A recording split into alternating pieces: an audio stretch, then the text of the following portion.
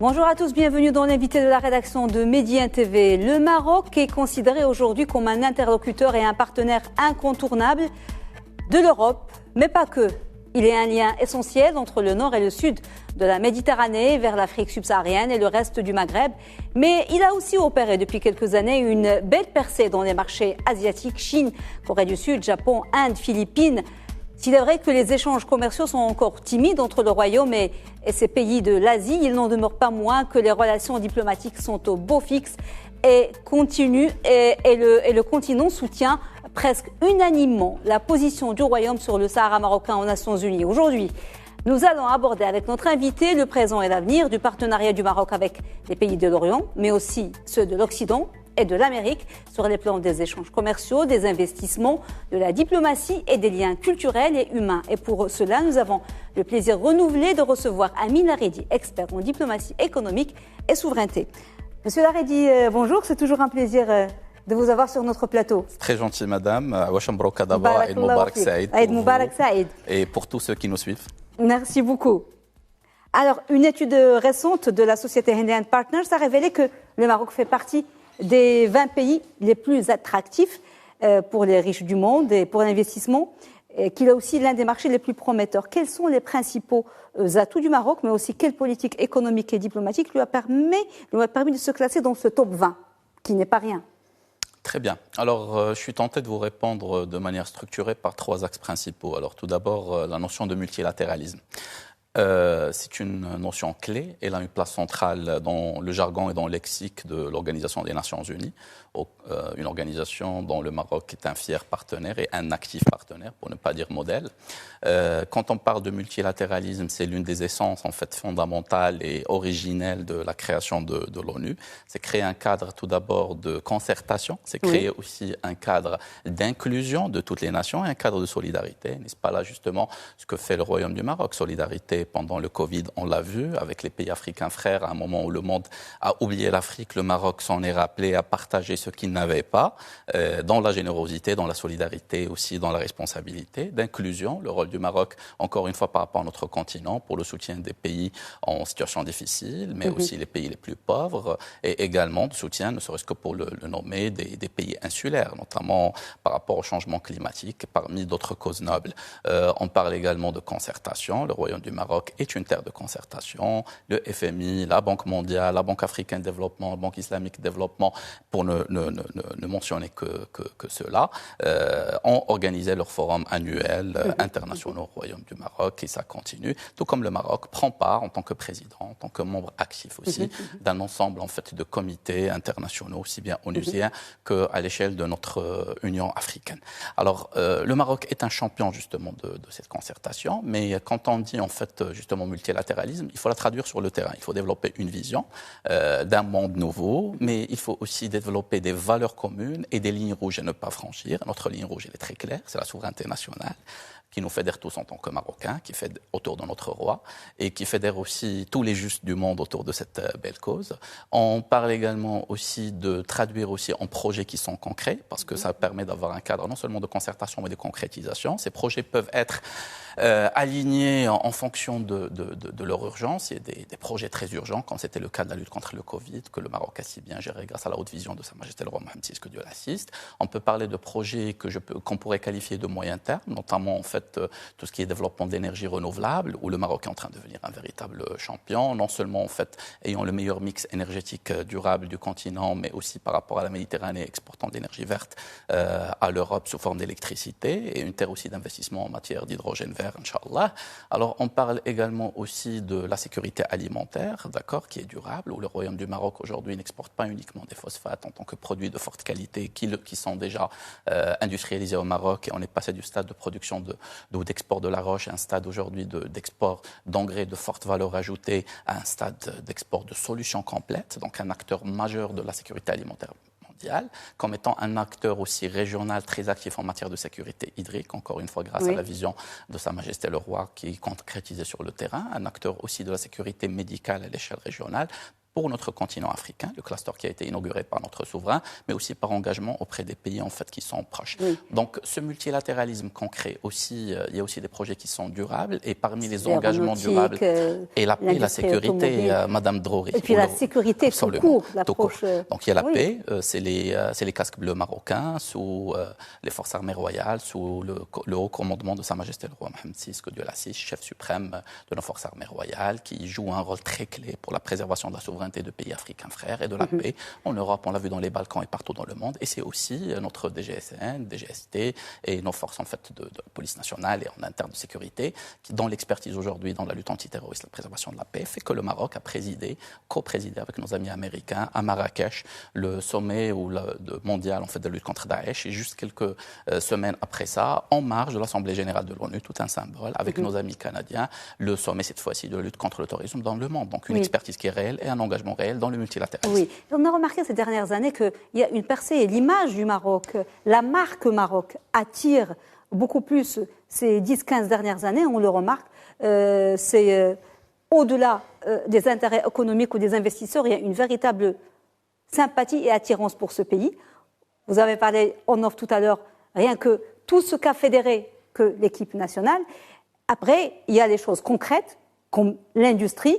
Et le dernier classement publié par la BAD classe le Maroc comme le deuxième pays africain le plus industrialisé et prévoit qu'il pourrait passer au premier rang devant l'Afrique du Sud. Est-ce que c'est très ambitieux ou est-ce qu'on peut prétendre à cette première position ? Alors j'apprécie le métier et j'admire l'intelligence parce que vous me tendez en fait un chemin tout fait. Déjà la brand Made in Morocco, qui aujourd'hui est une brand holistique. C'est l'image du Maroc en global, c'est-à-dire on ne parle plus d'une brand uniquement tourisme ou d'une brand uniquement industrie, textile ou autre. Aujourd'hui on parle d'une brand qui est complète, d'accord, avec un rayonnement en fait qui comprend tous les aspects dont on a parlé, la souveraineté de notre pays, notre aussi bien politique économique que notre intégrité territoriale, principale cause nationale. Deuxièmement le rôle de la paix et de la sécurité, on en parlait tout à l'heure.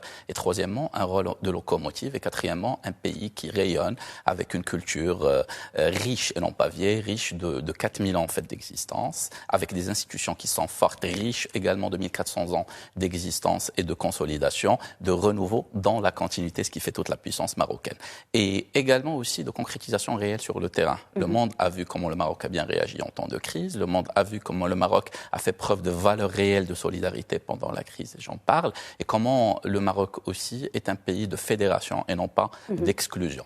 Et également, il y a ces éléments ponctuels qui jouent un rôle très fort. Tout comme nous, Marocains, on était très heureux. Je peux partager avec vous comment WhatsApp, il explosait de messages pendant en fait la Coupe du Monde de ministres, de présidents, d'artistes, de journalistes du monde entier. Et quand je dis monde entier, c'est vraiment le monde entier et qui était vraiment très heureux en fait de voir le Maroc. C'était un peu comme ce héros qui arrivait à casser les plafonds de verre et tout le monde solidarisait avec nous en Occident tout comme en Orient. Et en même temps aussi, ce que la Coupe du Monde nous a appris, non seulement en fait à réavoir confiance en nous-mêmes et à bâtir ensemble, mais elle a appris aussi que le Maroc pouvait bien se marketer avec des instruments aussi qui étaient modernes. On a vu un ensemble d'influenceurs mondiaux, d'accord, avec des réseaux mondiaux, avec des instruments qui étaient modernes, qui commercialisaient en fait la brand Maroc. On a vu pas mal de films en fait qui sont soit en cours de réalisation, qui sont déjà sortis sur des plateformes telles que Netflix, etc., parler en fait du Maroc de manière très positive. Et rappelons juste petite parenthèse que quand Dan Brown,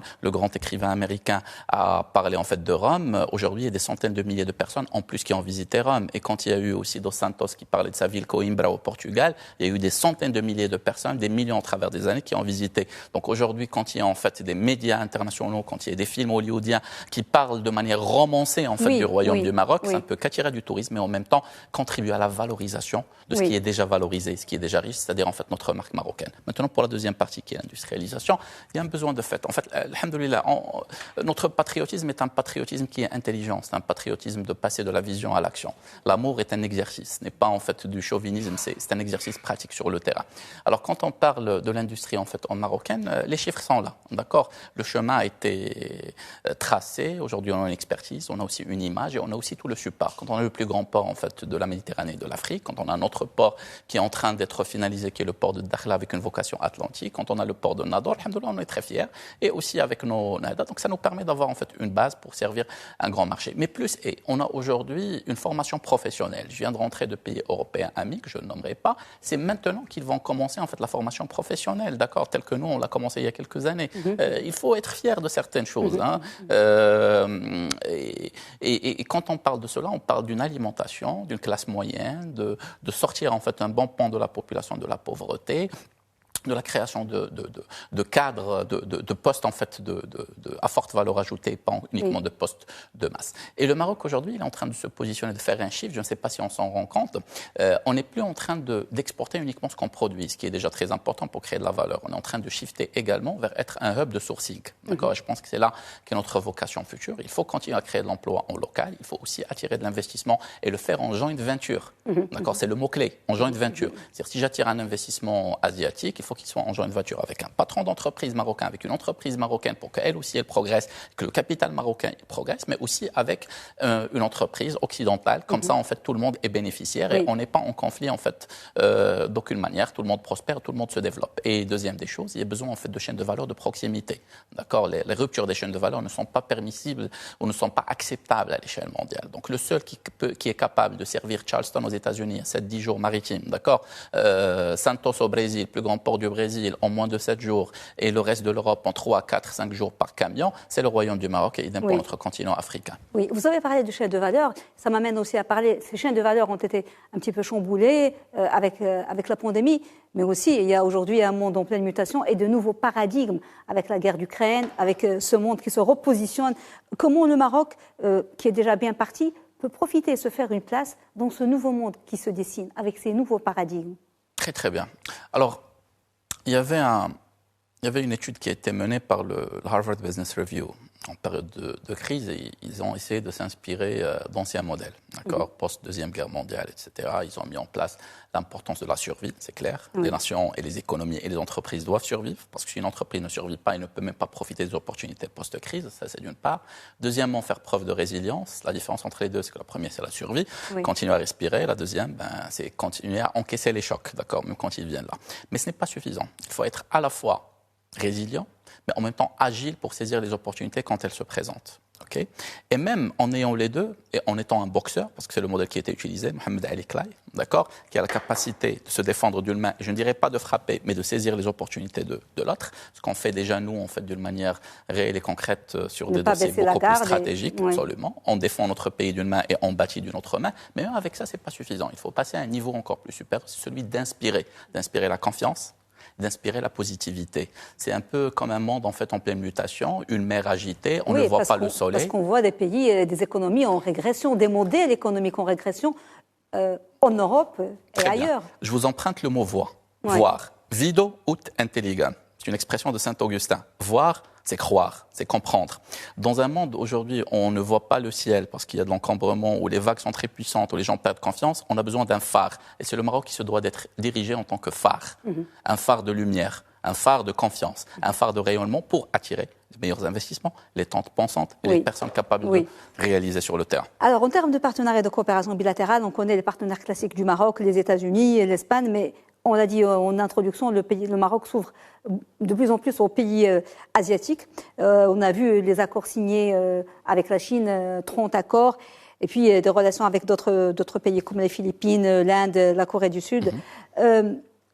Pour la Chine en particulier, après on parlera des autres, quel horizon offrent ces partenariats pour les deux pays et quelles peuvent être les limites? Parce qu'il y a aussi la distance géographique que vous avez évoquée et qui n'est pas négligeable.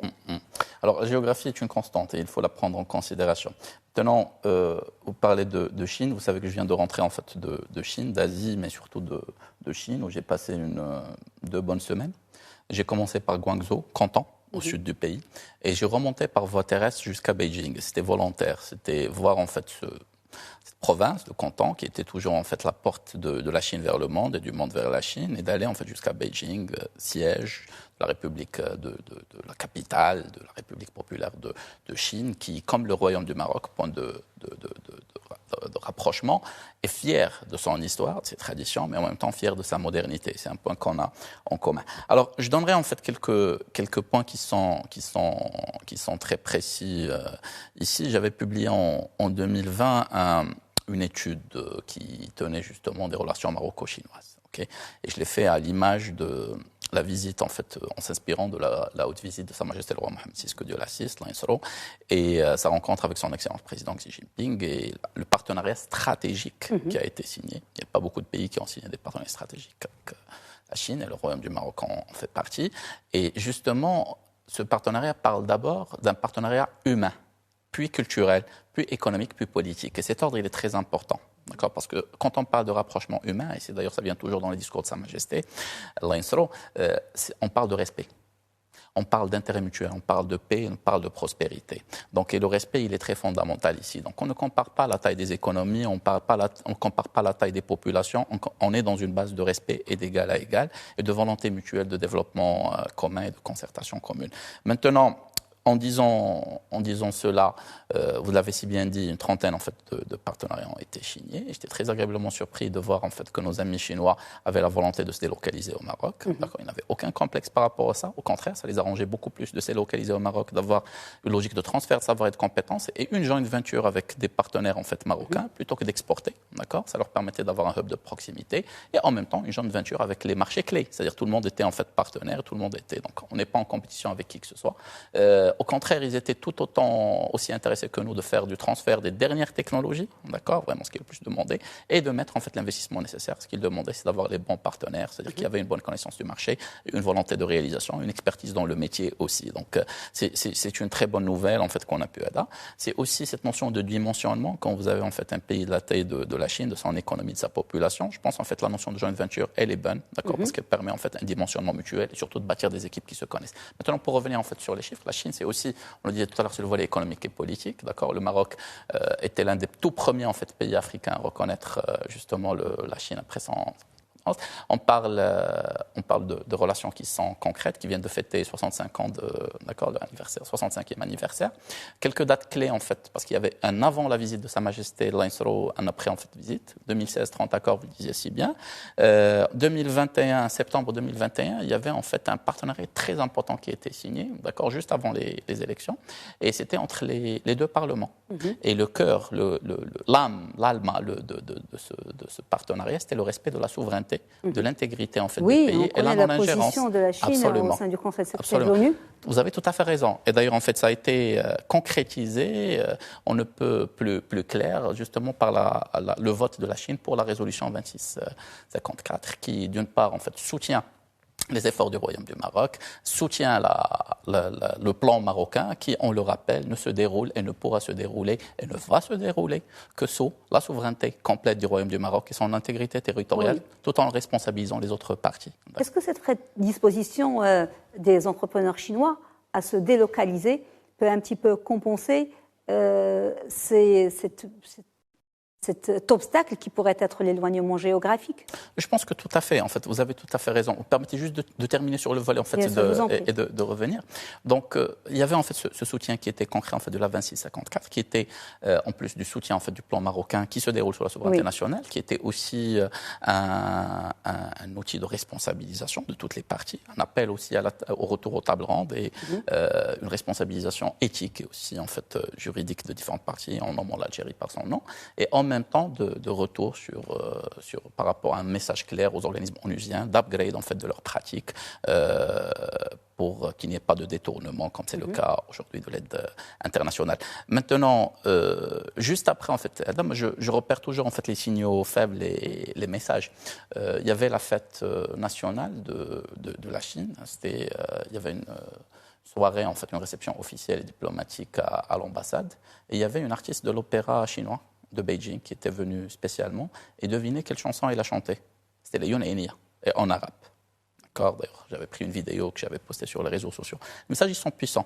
Juin 2023, il y a le numéro 3 aussi l'État chinois qui vient au Maroc, président de la commission permanente de l'Assemblée générale nationale chinoise, et encore une fois, un retour sur le communiqué officiel sur le même moment. C'est le soutien en fait, de l'intégrité territoriale. Donc on peut s'attendre aussi en fait, à de belles choses dans le futur, Inch'Allah. Alors, il nous reste 2 axes très importants et il nous reste malheureusement 3 ou 4 minutes maximum. Alors, il n'y a pas que la Chine, il y a de grands pays asiatiques comme le Japon, qui représentent aujourd'hui plus de 50 000 emplois au Maroc avec un courant d'affaires d'à peu près 830 millions de dollars, qui affichent leur volonté de donner un coup d'accélérateur aux relations économiques. La Corée du Sud, le Vietnam, l'Inde. Est-ce que c'est une nouvelle ère de la coopération et du partenariat économique, industriel, diplomatique et militaire du Maroc avec l'Asie? Écoutez, économiquement et diplomatiquement, je pense que le Maroc est l'un des rares pays dans le monde à entretenir d'excellentes relations avec pratiquement tous les pays asiatiques. Nous avons d'excellentes relations avec nos amis chinois, nous avons d'excellentes relations avec nos amis japonais. D'ailleurs, les 2 royaumes sont parmi les plus riches en matière d'héritage en fait, dans le monde et parmi les plus anciens également. Et d'ailleurs, il y a d'excellentes relations même entre... Là, en même temps, en fait, quand on parle du Japon, c'est 50 000 emplois créés au Maroc au travers d'investissements. C'est quelques 850 millions de dollars, si ma mémoire elle est bonne, d'échanges. C'est aussi des investissements qui sont faits dans le respect et dans le dynamisme. Et j'ai eu le plaisir d'être publié par le gouvernement de feu son Excellence M. Shinzo Abe en période de Covid. Et pas n'importe quel jour. C'était le jour de la fête du trône. Encore une fois, un signal très puissant. Et où je parlais du Royaume du Maroc comme phénix qui brille en fait en période de crise et qui gère très bien la crise et qui est un modèle. Ils ont repris en fait l'article, ils l'ont traduit en japonais. Et ils ont parlé de la haute vision de Sa Majesté le roi Mohammed VI. Quand on parle de la Corée, un petit clin d'œil à notre ami, l'ambassadeur de Corée du Sud au Royaume du Maroc, qui nous a accompagnés le mois dernier, juste avant la résolution de l'ONU soit votée, au Aglmim, port du Sahara marocain. D'accord, c'est des messages qui sont forts. Quand on parle de l'Inde, le partenariat stratégique, il est là. D'accord, et l'Inde qui est en train de devenir et qui a la volonté de devenir aussi une puissance verte, une puissance aussi de l'énergie verte. L'Inde aussi qui est un grand partenaire de l'OCP en matière de fertilisants, d'engrais, donc de sécurité alimentaire. Singapour, dont le ministre des Affaires étrangères, M. Vivienne, était au Maroc il y a de cela quelques temps. Singapour, demain en fait, Tanger peut être en fait une Singapour. La nouvelle Singapour, tout comme Dakhla peut être aussi une nouvelle Singapour. Oui, il nous reste vraiment très peu de temps. Un petit mot sur notre partenaire, les États-Unis, mais aussi sur le Canada. Parce qu'il y a aussi de grandes choses qui se font avec le Canada, on l'oublie parfois. Absolument, absolument, tout à fait. Alors, nos amis américains, déjà au moment où on est en train de parler, il y a moins d'une semaine, se terminait le plus grand exercice militaire de défense du continent africain, l'Africa Lion, grand de par la technologie, de par le nombre de troupes, de par le nombre de pays, de par les efforts qui ont été consentis. Il y a un exercice qui n'est qu'entre personnes et qui est pour la paix et pour la sécurité dans la région et dans le monde. Donc, un partenariat de fait, les États-Unis qui soutiennent l'intégrité territoriale du Royaume du Maroc, les États-Unis aussi, où le Maroc était le premier pays en fait à les reconnaître et où j'ai eu le plaisir de co-mener une délégation économique en 2016 pour Select USA, le plus grand forum d'investissement en fait, du continent qui était très bien perçu par nos amis américains. Donc on a d'excellentes... Alors le Canada, on a signé un partenariat avec eux, avec TFO Canada en pleine crise. Encore une fois, moi j'y suis très sensible à ceux qui nous ont soutenus en pleine crise parce que là on connaît les vrais amis. Et aujourd'hui c'est une réalité. Je suis heureux de voir que des patrons d'entreprises, parce qu'il s'agissait de soutien de l'entrepreneuriat féminin, issus des provinces du Sud, message clair, souveraineté nationale, du nord du Maroc, de l'Est, région défavorisée en plein développement et qui ont besoin d'investissement, et aussi le centre où il y a la valeur ajoutée, sont en train déjà d'exporter de manière concrète vers quand même en fait l'un des plus grands pays en matière d'import agroalimentaire national. Et un très bon complément aussi par rapport au Maroc, parce qu'ils produisent beaucoup de potasse et on est le plus grand importateur mondial. Donc il ne faut pas oublier le Canada, parce que quand on parle d'Amérique, on pense directement aux États-Unis, mais il y a aussi le Canada et beaucoup d'opportunités avec ce pays. Monsieur Amin Laridi, merci beaucoup pour cet éclairage. Je rappelle que vous êtes expert en diplomatie économique et souveraineté. À très bientôt, j'espère. À très bientôt. Merci. Et que ce aide en fait soit toujours, non seulement en fait pour nous, mais pour notre pays, toujours une augure de paix, de prospérité. On l'espère tous. Continue. Merci beaucoup, madame, monsieur, de nous avoir suivis. Bonne fête à tous. Très belle soirée.